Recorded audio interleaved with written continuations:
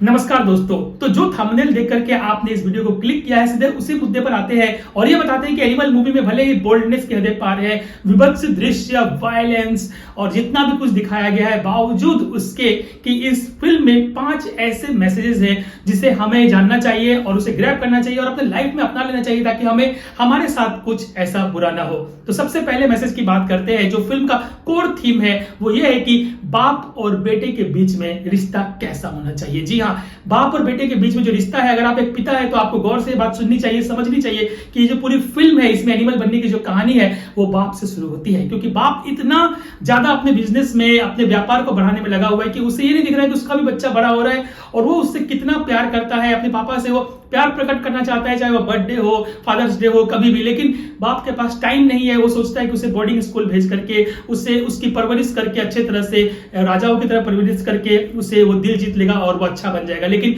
बार बार ये कहते हुए दिखाया गया कि बाप जो है हमेशा ये कहता है कि मेरा बेटा मेरे जैसा नहीं बन रहा है। क्यों नहीं बन रहा है? क्योंकि आपने उसे अपना वक्त नहीं दिया है। तो अगर आप एक पिता है, पेरेंट है, तो इस बात को अच्छी तरह से समझ लीजिएगा कि आप चाहे कितने ही बड़े पोजीशन पर हो या फिर मिडिल क्लास हो या फिर जिस भी क्लास में हो, बात ये नहीं है। लेकिन आपको अपने बच्चे को, अपने संतान को जो है प्यार देना चाहिए। ये बहुत जरूरी है, वरना उसके अंदर जो जहर है वो घुलता रहेगा और एक बच्चा जो बहुत अच्छा बन सकता था वो जानवर बन सकता है, एनिमल बन सकता है। फिल्म से हम दूसरा सीख ये ले सकते हैं कि कभी भी जब रिश्ता आप करते हैं किसी के साथ, अपने बेटी का, बेटे का, तो ये मत देखिए कि क्या वो मेरी बराबरी का है, क्या वो मेरे बिजनेस के जितना बड़ा है, क्या वो मेरे औकात के हिसाब से है। जी नहीं, भले ही वो औकात में कम हो, स्टेटस में कम हो, लेकिन क्या वो आपसे रिश्ता इसलिए कर रहा है कि वो आपको फेल कर सके, आपके बिजनेस को हथिया सके। जैसा कि इस फिल्म में जो अनिल कपूर है उसकी बेटी के साथ, रणबीर कपूर के बहन के साथ होता है कि वो वहां पर आकर के उसे बर्बाद करने के लिए ही आता है और उस पर जो है ये होता है अंधविश्वास से रिश्ता करने का तरीका कि सिर्फ स्टेटस देख के लोग कर लेते हैं। तो आप इस बात को ध्यान में रखिएगा, ऐसा कुछ नहीं करना है। तीसरी सीख कि आस्तीन का सांप, आप जानते हैं कि आस्तीन का सांप ये होता है जो हमारे अगल बगल में रहकर हमें ही डसना चाहता है। तो यहां पर भी जो उसका दामाद होता है, अनिल कपूर का दामाद जो है, वो इस तरह से खेल खेलता है और इसी पर पॉइंट आती है कि अंधविश्वास किसी पर नहीं करना है, अंधश्रद्धा, अंधभक्ति नहीं करनी है, मीठी मीठी बातों में, चापलूसी में नहीं आना है और किसी को अपना साम्राज्य ऐसे ही नहीं सौंप देना है।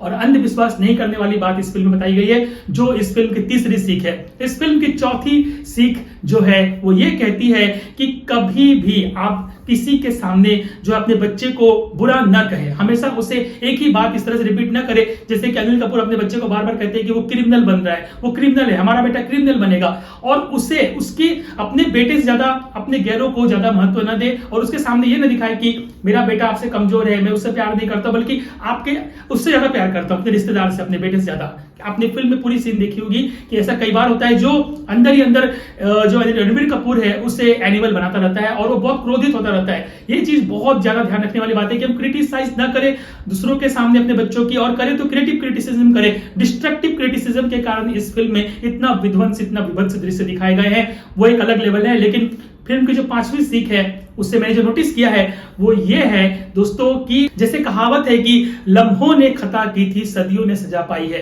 तो यहां पर भी जो राजवीर बलवीर की और जो उसके भाई के साथ दुश्मनी पैदा होती है कि स्वास्तिक स्टील कंपनी में वो अपने भाई के बुराइयों को पकड़ते हुए, उसकी गद्दारी को पकड़ते हुए उसे कंपनी से बाहर निकाल देता है। उस समय तो लगता है कि सब ठीक हो गया, लेकिन अंदर ही अंदर वो जहर जो है 30-40 साल बाद, 30 साल बाद वो फैलता है और इस तरह से जो है हम जो कर्म करते हैं उसका भोगना हमें ही भोगना पड़ता है। तो कर्म ऐसे करो कि उसका प्रभाव जो है, उसका फल आप पर अच्छा पड़े, बुरा फल ना पड़े, बुरा प्रभाव ना पड़े। इसके लिए इस फिल्म में दिखाया गया है कि अगर आप दुश्मनी करते हैं और अगर दुश्मनी अपनों के बीच होती है तो और कुछ समझ में नहीं आता, लगता है कि हम दुश्मन बाहर का ढूंढ रहे हैं, लेकिन अंदर ही अंदर जो हमने जाल फैला रखा, मक्कड़ जाल, उसमें फंसते हैं।